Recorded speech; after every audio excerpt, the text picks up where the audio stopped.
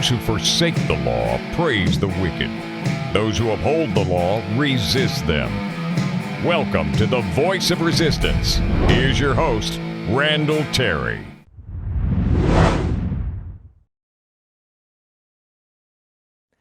If you were the homecoming king or queen, if you won a popularity contest in your high school, you might not want to run for office, all right?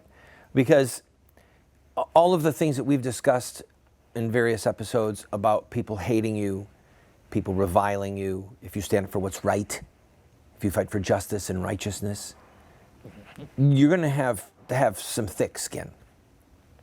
And a lot of times these guys get into office, these gals get into office precisely because they were pretty boys or pretty girls, or they liked everyone, and woe to you when all men speak well of you. People who get into office by being a moderate, well, you dance with who brung you.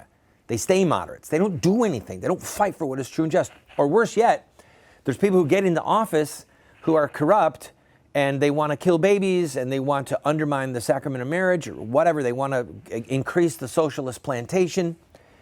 And these people show real courage. So I'm asking you, if you love and fear God, and you understand that there is a need for righteous people in government, I'm asking you to watch this episode, just watch, and consider, number one, running for office yourself, or number two, helping somebody run for office. Now, there are two main reasons why a righteous, just person would want to run for office. Two main reasons. Number one is to win, to actually get the levers of governance in your hands so that you can change the course of where we're going. Fight for babies, fight for families, fight to lower our tax burden, to, if you're in the federal government, to fight for things both national and international. So reason number one is to win. But reason number two is also important and has great value, and that is to get out your message. And so I want to talk to you about the second one first, because many of the principles of running to get your message out would still apply if you were running to win. And the simple matter is, for example, if you are a conservative Republican candidate and you want to run in downtown Chicago or downtown New York City in some of the more liberal bureaus, you're simply not going to win, okay? There's a statistical reality about numbers of registered voters that make certain seats safe seats for the party that holds the seat, all right? And a real dose of reality is necessary if you're going to run, because if you're in a 75% liberal Democratic district and you think that you're going to win as a Republican, you're not. You're just not. So then the issue becomes, all right, I still want to run because I want to get out a message. And that has great value. If you look at the end of child labor, or if you look at safety in the workplace, if you look at women's voting rights, there was a time when those were very hot issues. They were hot button political issues. And you had to take a stand. You had to fight for what you believed in. And there was a time when women voting was wildly unpopular, when ending slavery was wildly unpopular, when ending child labor was wildly unpopular with certain people. So you had to have people willing to be forerunners and to hold a political position in an election cycle that was a losing position. All right? There was a time where if you advocated in certain areas the end of slavery or women voting, you were going to lose the election. But if you were willing to fight for what was true and right and use the election cycle to put out your message, part of the way ultimately that issues win is you keep saying the truth. You keep saying the truth. You keep saying the truth. And then after a while, people go, you know what? He's right. she's right, and I'm going to vote for them. I'll be right back and talk about the difference between federal campaigns and state campaigns. Only one link in the chain of destiny can be handled at a time. Sir Winston Churchill.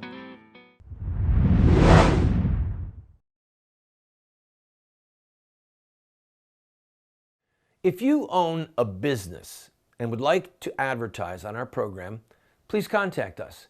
We are currently seen on over 130 television stations from coast to coast. We air at 8 p.m. Eastern, and then all times are local. We have a lot of reach, friend, and this is an opportunity at a great price for you to get your product or your service in front of hundreds of thousands, maybe even millions of people. Also, if there's something that's important to you and you'd like to have a month where you just say thank you to this ministry or promote a certain ministry or a certain cause, contact us. Our rates are incredibly affordable. You'd be surprised. And you, again, can reach into hundreds of thousands, perhaps millions of homes. We're currently seen possibly in over 30 million homes. So give us a call, give us an email, and we'll put a commercial up for you. Does our Lord Jesus Christ, the King of Kings and Lord of Lords, have authority in the political realm, the judicial realm, economics, education? The answer is yes. And does he want his servants to be the leaders in those realms? Again, yes. If you want to learn how you can be a leader in the power bases of America, get the series, Taking Back the Gates.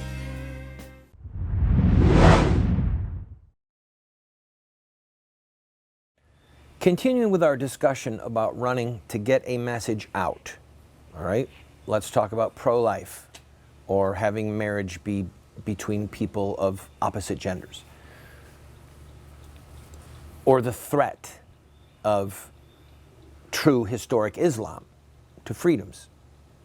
If you want to discuss these things regarding domestic policy and foreign policy, the best way to do it is to run for federal office.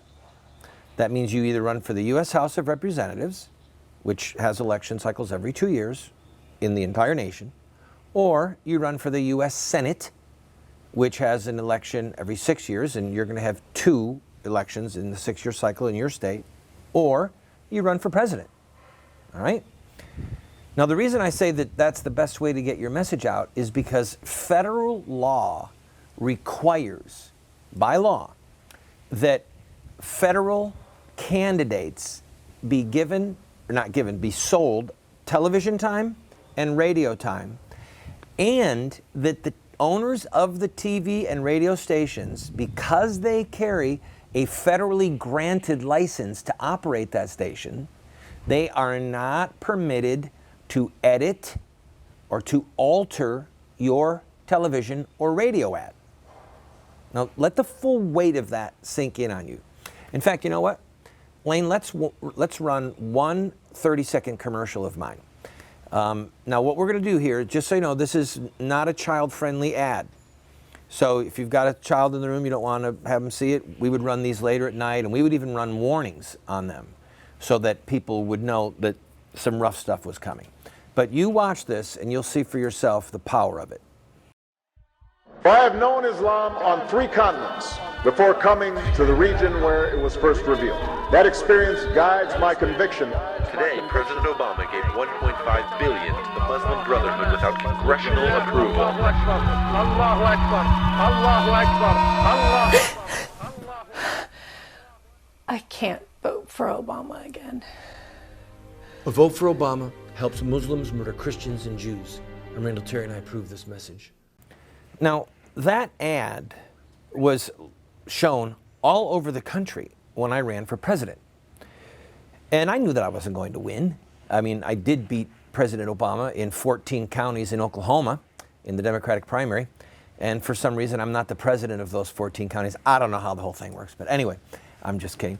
The impact of that ad was phenomenal.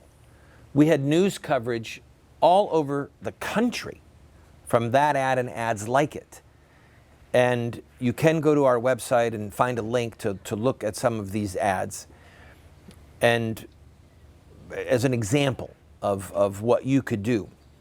But the reason that I could run those ads and bring people face to face, many people for the first time in their whole lives, face to face with choice, with a woman's right to abortion, is because federal law required that the stations run the ads. Okay? And as long as, for example, child killing, euphemistically known as abortion, as long as that's reduced to a war of words, we're probably not going to prevail. But when the American public is brought face to face year after year, election cycle after election cycle, with the gruesome reality of these poor babies who have been brutally murdered, then we have a chance of restoring the full protection of law again to unborn babies and making it a crime to murder them. All right? Now, if you're running for a state office or a local office, a city councilman, whatever, there's great value and merit in that, but you do not have the protection of federal law to run your ads unedited. Are you hearing me? If you walk in and you're running for state assembly in your state and say, here's my ad, and you want to say that abortion is murder, and you want to show a baby killed by abortion, federal law does not protect you. And the station can and most likely will say, we refuse to run this. It doesn't meet our standards, i.e. they don't want to upset their viewers with the gruesome reality of child killing. But if you run for federal office, then you can run the ad. Now, a couple other things. When we come back, I want to talk to you about how you get on the ballot and whether or not you have to live in the district in which you want to run. So, don't go away. Be right back.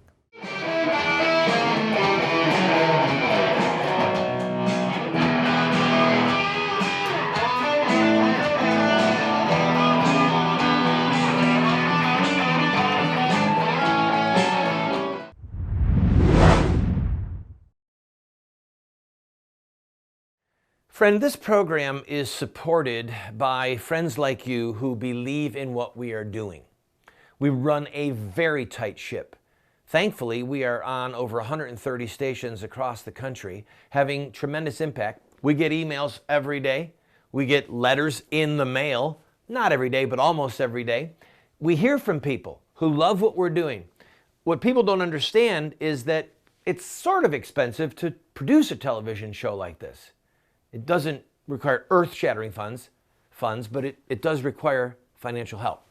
So I am asking you, if you enjoy this program, throw us a $10 or a $20 bill every once in a while, or even a $50 or a $100 check. You see the address there on the screen. Your gifts are not tax deductible, by the way, because we want to be able to say what we want to say regarding politics without the IRS telling us no. So if you like the program, I ask for your support. In social revolution, peaceful social revolution, there are rules. And those rules have been established by social revolutions of the past, and the Christian community in America has failed to obey a lot of those rules, and that's why we keep losing. I put together Insurrecta Next, a 14-part television series on the history and the theology of social revolution. I encourage you to watch it. It will make you a force for righteousness, for social revolution.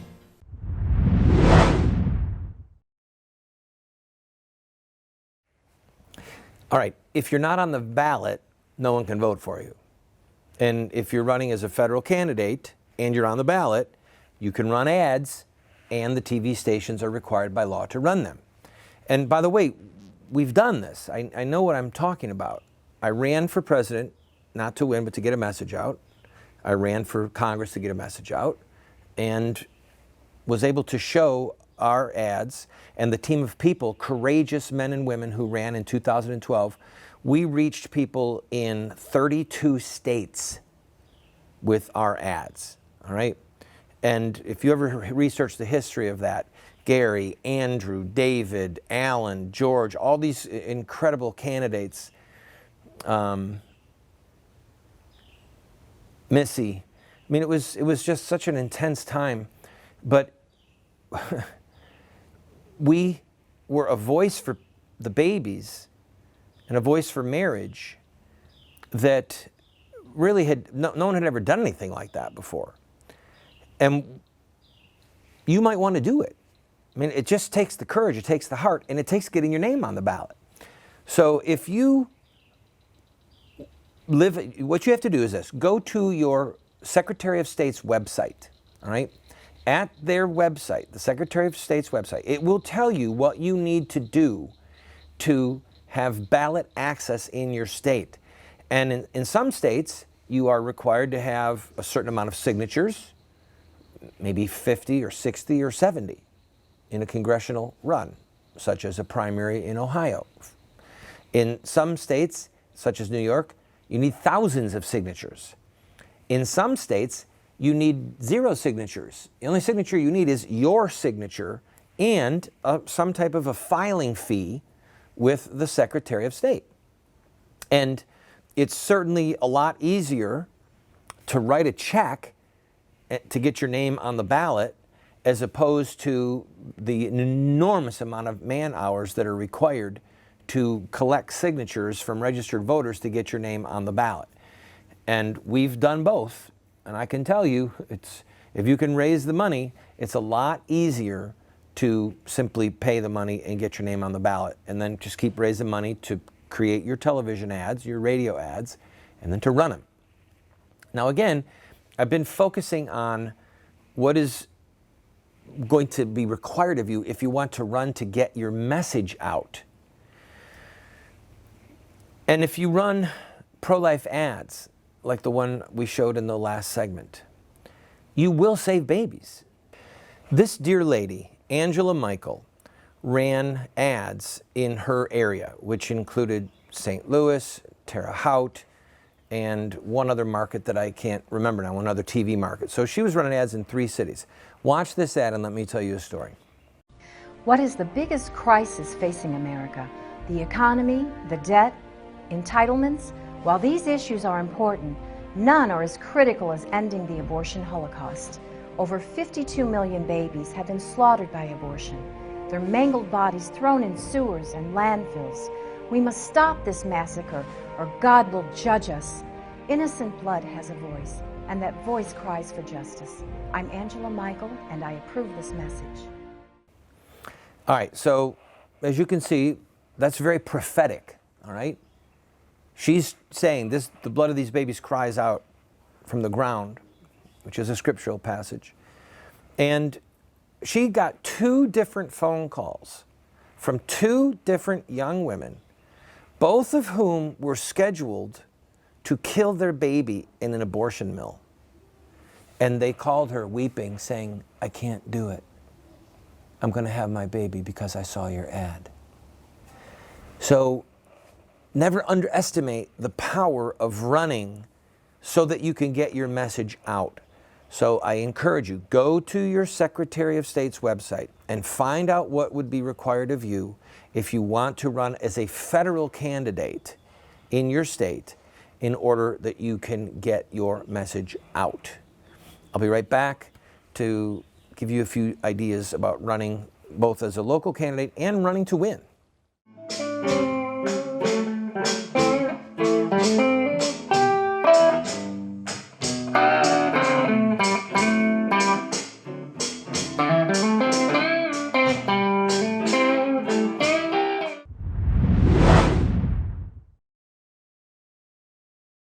I want to invite you to go to our website.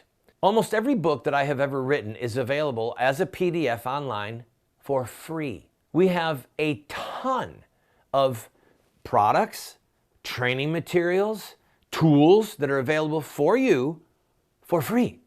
All we ask for is that you give us your email address. That's it, so that we can stay in touch with you and yes, from time to time, ask you to support this work.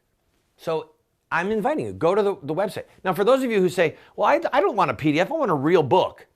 You can get one of my books. All you have to do is pay for shipping and handling, and then give whatever gift you want. And if you can't afford anything, we'll send you the book for free. Just pay shipping and handling. Why are we doing all this?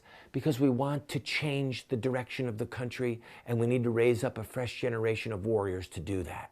That's why we have this tool. I invite you, go to the website, see for yourself.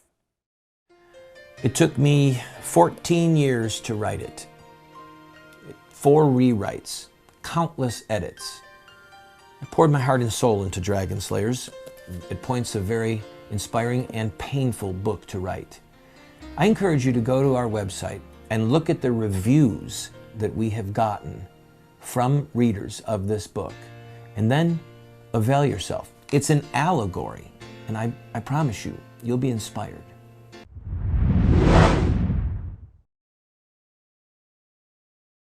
Lest anybody leave this episode thinking, oh, this is easy, piece of cake. Man, let's do it. Let me tell you something. If you're going to run, even to get a message out, be prepared to spend time, right? This is a major sacrifice. So if you want to run to win, I mean, really, whether it's for U.S. House, U.S. Senate, you want to run for your state assembly or your state senate or county position, find out what it takes to get on the ballot, but then you need to immediately begin to assemble a team of people around you who will help you work, because doing phone banks takes time and effort. Going door to door to meet potential voters takes time.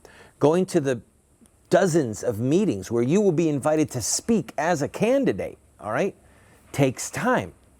So you're going to have to be in front of people. You're going to have to be willing, if you want to run to win, you're going to have to be willing to just go nonstop, 10, 12, 14, 16-hour days.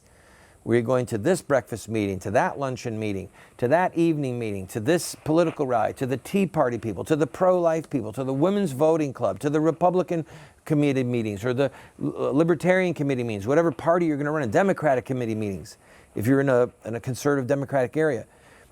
So it's going to take time. And if you want advice, you contact us, all right? I'll spend some time advising you. I've run 2 times to win. Once for the U.S. House in 1998 and once for the Florida State Senate in 2006. I lost both races. They were grueling. You have to be prepared to eat, drink, breathe, and sleep the campaign if you intend to win, all right? If you're trying to win. And again, as I said early on, you've got to crunch the numbers. You've got to look at the last 20 years' history of races for that seat and see how many votes the seat has been carried by. See if it's ever switched parties, all right? See if it's been gerrymandered, if the lines have been changed, which would have an effect on how many registered voters from any party were in that district. And then what you have to do is, if you're running to win, decide your whole platform and know the issues, and then be willing to stand by what you believe and not equivocate. This running for office business, especially running to win, is about the internal compass of a man or a woman. This is what I believe. This is what I will do if I get to office. This is what I won't do if I get to office. Now, I think that a part of what I'm trying to do right now is to put a longing in your heart to run or to help somebody else run, but also to put the fear of God in you. Because whether or not you're going to run just to get your message out, or if you're going to run to win, it's going to cost you. You've got to raise money. You've got to call people and ask them to give you money. That is one of the most important things that any candidate can do, is to ask for money. And if you feel uncomfortable doing it and you're not independently wealthy, all right, then if you won't do it, then don't even waste your time. Because the candidate asking for financial support is absolutely critical to any campaign, whether it's a campaign to get your message out or a campaign to win. And if you want to win, you've got to have money. Depending on the seat that you're running for, if it's a local seat, you might be able to do it with $30,000 or $50,000 or $80,000. If it's a state seat, it might cost you $100,000. If it's a congressional seat, it might cost you $1 million or $2 million. Be prepared to raise money and to spend money. We'll continue this discussion.